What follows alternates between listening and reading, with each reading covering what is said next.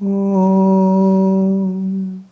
स्थापकाय च धर्मस्य सर्वधर्मस्वरूपिणे अवतारवरिष्ठाय रामकृष्णाय ते नमः।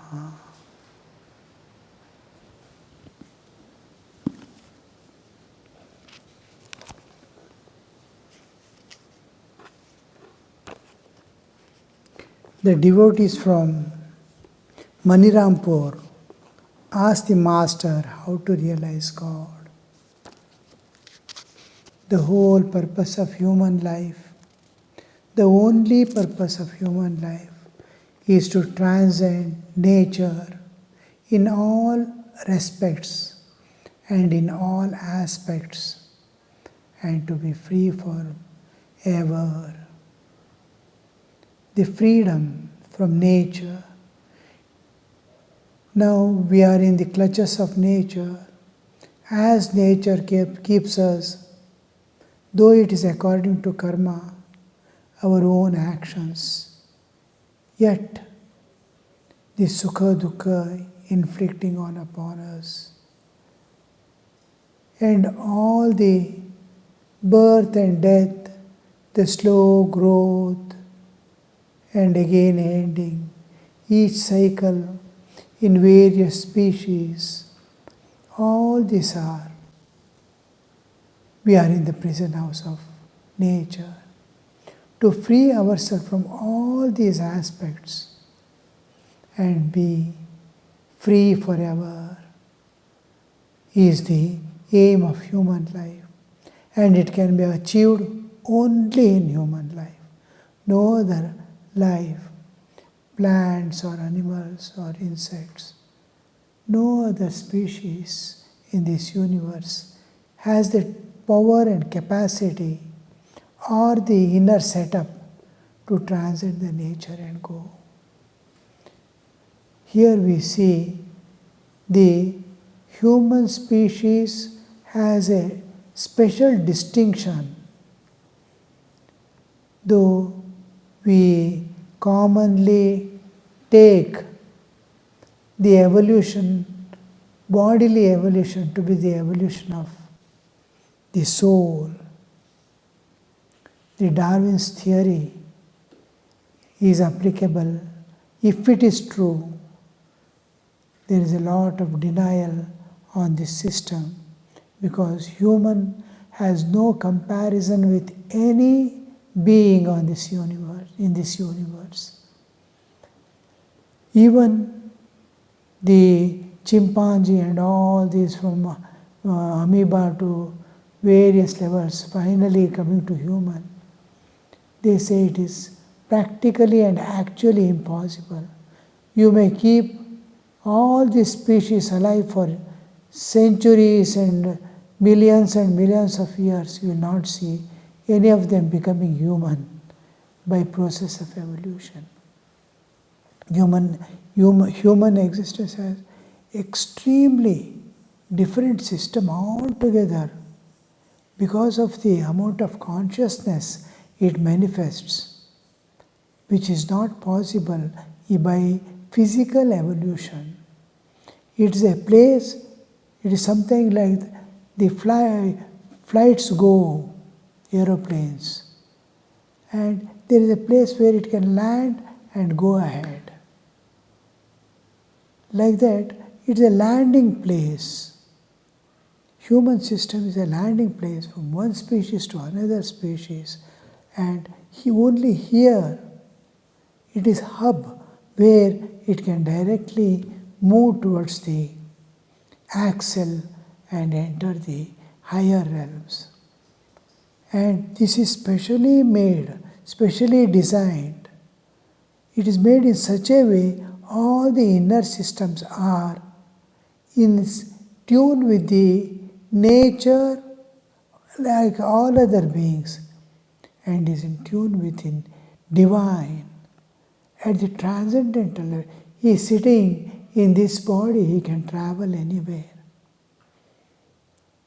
That system to link to the realm beyond is not there in any of the species. Now, through intellect, through my heart, love, through the process of walk, speech, we have three channels which connects to the absolute, the transcendental realm, the Brahman, the God absolute, the impersonal absolute. We can link and we can transcend nature and go. That link to the divine is not there. Divine presence is there. Chaitanya is there, because of which expression of Chaitanya through matter is life. Life is there, Chaitanya is there, material bodily existence is there, three layers of your bodily existence, gross, subtle and causal, all these are there. Jagra, Swapna, Shushupti avasthas are there. But there is no mechanism which can transcend these three states and enter into superconscious state in any of the systems. It's a new thing, entirely independent of all species. By evolution, it is not possible. Bodily evolution, the spiritual link to the Absolute cannot be created. Even now, the bodily, we can artificially make whole body. What is the difference between the dead body and living body? Everything is there except life. Life cannot be created. Even DNA we are able to manufacture, but life cannot be induced in it or introduced in it.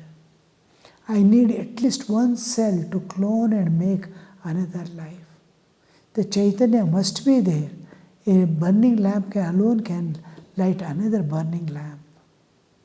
So from material, you cannot produce spirit. From spirit, you can produce matter. So this human system, when we have got this human system, and every arrangement is there, we can transcend and go. Why the nature has provided?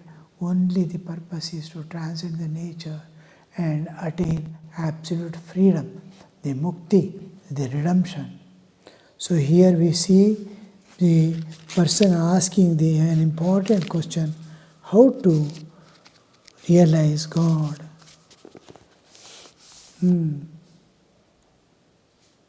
The devotees from Manirampur asked the master how to realize God. Master, you must practice spiritual discipline a little.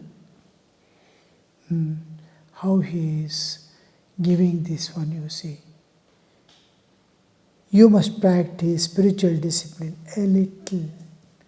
Means human life is there it is not like all other animals. He has his limitations. So all things he has to look upon himself. His earnings, his production of food material, gathering food material, looking after the family, making them humans from animalhood to humanhood at least, if not to with all these responsibilities. A little spiritual practice also, if you do, you can realize God. A little. It will not do simply to say milk contains butter.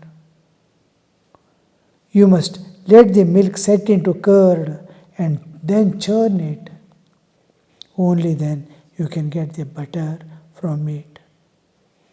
Spiritual aspirants must go into solitude now and then. After acquiring love of God in solitude, they may live in the world. If one is wearing a pair of shoes, one can easily walk over the thorns. You must I want butter. We know milk contains butter. By calling it or doing anything, we cannot bring out the milk, butter from milk. You have to curdle it. You must allow it to settle down.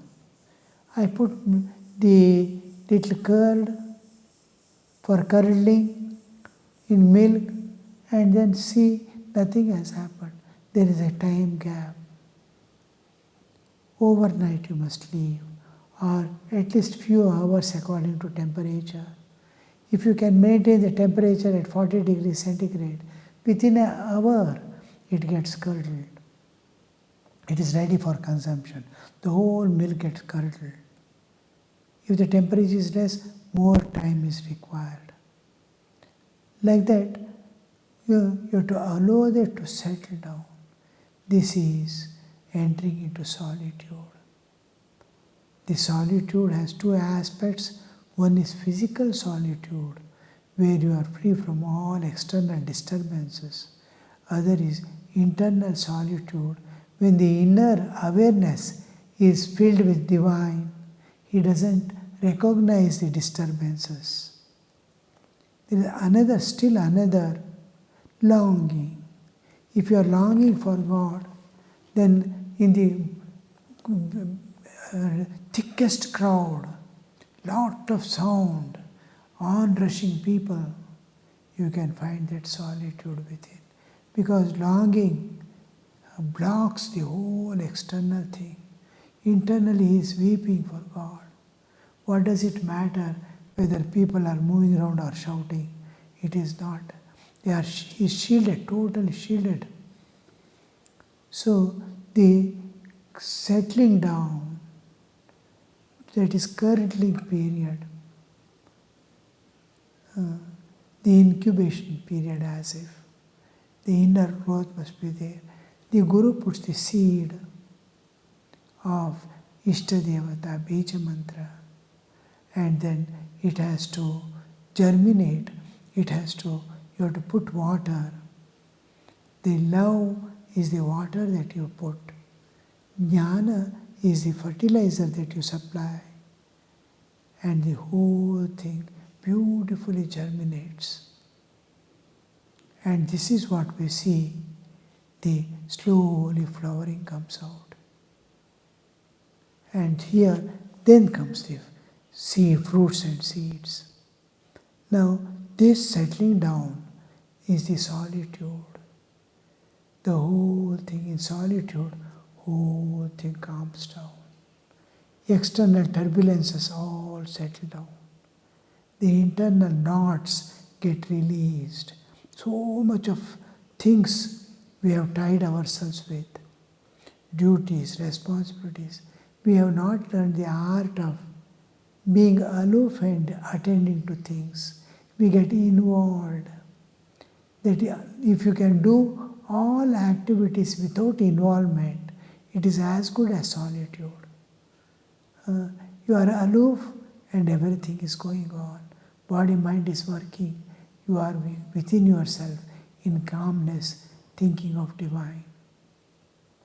So here we see, butter, if you say nothing will happen, curdle and then churn. Meditation is that churning. Whole mind calming down, the withdrawal from the external world, keeping it calm and undisturbed, then trying to meditate on the Ishtadevata. There you see slowly it is blooming within. This is the churning and butter slowly manifesting. After acquiring love of God in solitude, they may live in the world. After acquiring love of God, if you love God, when the love awakens, it is there within, it is in the suptavastha, sleeping state, it has to be awakened. Everything is there within yourself. You need not go anywhere. Just have to turn inward and awaken all the powers and faculties that nature has already provided with us. So this process of transformation by which the divine love awakens within, Now nothing can stain you, nothing can bind you, nothing can attract you, because love has one-sided movement. It can go only to the object of love. All other things are attended to without being affecting the inner line of action. And within, I am suppose serving God. Suppose in love, I can do any act. I may be praying for someone. I may be praying for the world. All these are internal things. In love, all these take place. I may serve. I may seek something more. I want to see you in a different form. I want to see you in this form. I want to see you in that form. I want to see you as Radha. I want to see you as Rama. All these demands within. These are all play of love. And God responds. It goes on. You are in direct contact with God, like you are in direct contact with this world in waking state. When love awakens, you are in direct contact with God within, just like you are in the waking state. That's why they say it is like daytime, avritta chakshu. Turning inward is afterwards when love awakens, when knowledge, jnana awakens. It will be daytime with open eyes, how you look at the world. So is your inner world. After our achaman, we do say, what is that shloka? Tadvishnu paramam padam sada pashyanti suraya. The suraya, the enlightened, in whose heart love is awakened, in whose intellect the jnana is awakened, they always see. So sada pashyanti suraya. Sri Vishnu paramam padam, the supreme feet of Lord, they will be constantly. Diviva chakshuratadam. In daytime, if you open the eyes in the daytime, how the world looks so clearly. Sri Ramakrishna says, Narendra asks, have you seen God? He says, more clearly than I am seeing you, I see God. Means it's a higher truth. In dream also I am seeing my friend. In waking also I am seeing my friend. What a difference it creates. Same difference creates waking seeing and spiritual seeing. There is no more and more reality, higher levels of consciousness. We enter into higher levels of consciousness and observe, see God.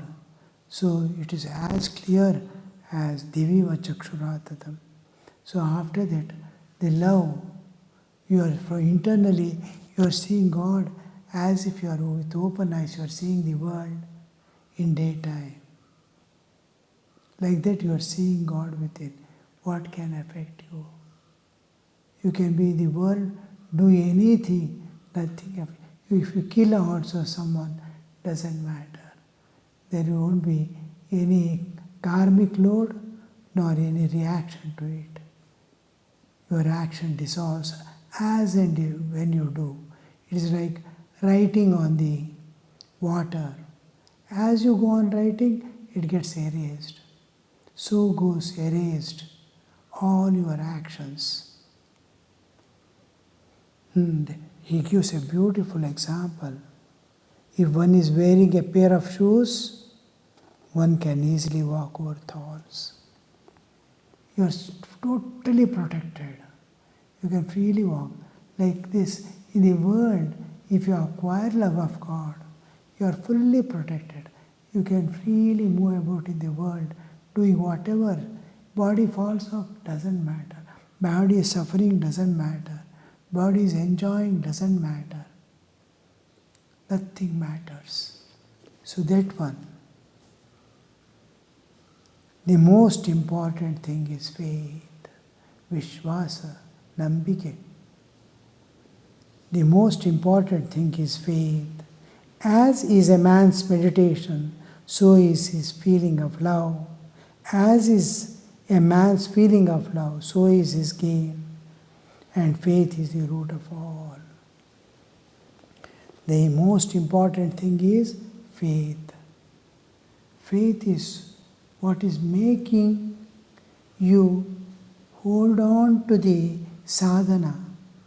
Slightest doubt, you are losing your grip.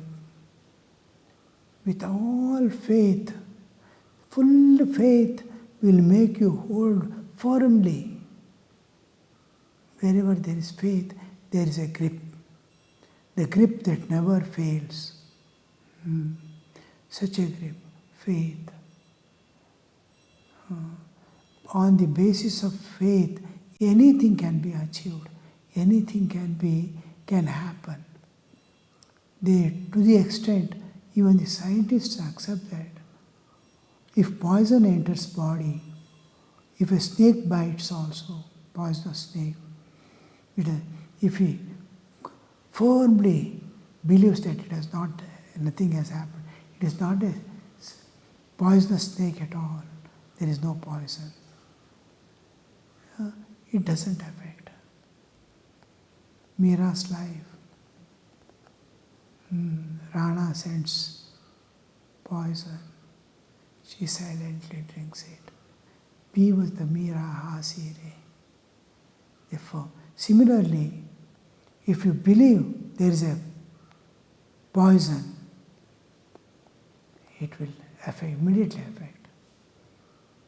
A person has been given death sentence, and some people want to make use of it scientifically to see.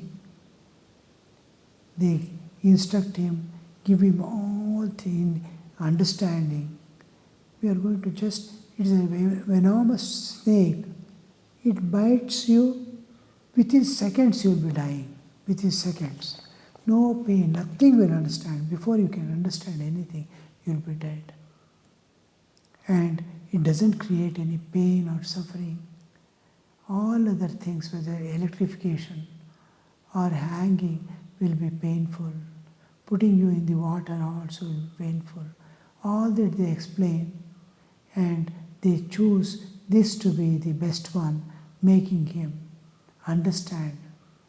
Actually, they show the snake also. And then he will be covered totally, and the only leg will be kept outside, and they say that counting 10, the 10th snake will be biting you. After counting down a 10th, 10 counts, just a pin prick will be done. He dies. With pin prick he dies. Nothing, no poison has entered, but his faith and total acceptance that poison is going to enter and I am going to die, he dies. How much powerful that faith must be to take across. Similarly, the attainments, whole of sadhana, everything. See, we sit in a vehicle and start going with faith. The spacecrafts fly. Whole day, whatever you do, whatever you see, you are acting on the faith. We easily say, tomorrow I will do this work. We don't know whether tomorrow we are going to live or not. But that faith is there, you see. That faith pulls on, pulls on. A day more goes off. That faith, that kind of faith. And children especially. What kind of faith should be there? Thakur says, like a child, if you tell there is a ghost in a room, 100% it believes. Anybody dragging him towards that door or house or that room, he screams and shouts, "No, don't take me there." How much of belief, how much of trust in those words, ghost is there? Mother has told, over. That kind of faith must be there. As is man's meditation, so is feeling love, love. How much you can grasp, how much you can contemplate, how much mind you can keep on that. According to that is love. The intimacy, love. I am becoming one and one. The two, my object of meditation, suppose I am meditating on Sri Ramakrishna, the more I become one, more will be my love. I can't part. Two people in the world, their intimacy, their closeness makes the love possible. If I meditate on an object, I am nearing it, I am getting bound to it, I am slowly merging in it, I am finding rest in it. So, how much difficult it will be to part from it. The love comes there. Love appears. And love emerges out, not to part. Love is what binds. Now, through meditation, I acquire that constantly thinking of in various ways. The more I think of a person, his goodness, his kindness, his concern for me, it goes on developing love. Two lovers thinking of each other, they get attracted. They are indirectly meditating and becoming closer and closer. The love, bond of love, emerges from the contemplations and meditations. As is the feeling of love, so is the gain. I am getting more and more awareness of divine. I am becoming more and more closer to God. More and more divinehood is awakening in me. All this transformation is happening. I am attaining peace, I am attaining bliss. All these are the gains that we find. And faith is the root of all. Where do you begin? How can you meditate on a thing? The faith. You hear the scriptures, hear the Guru. In various ways, the Palapshruti, they go on telling. That generates faith. Who he is telling, he has gone and seen and come.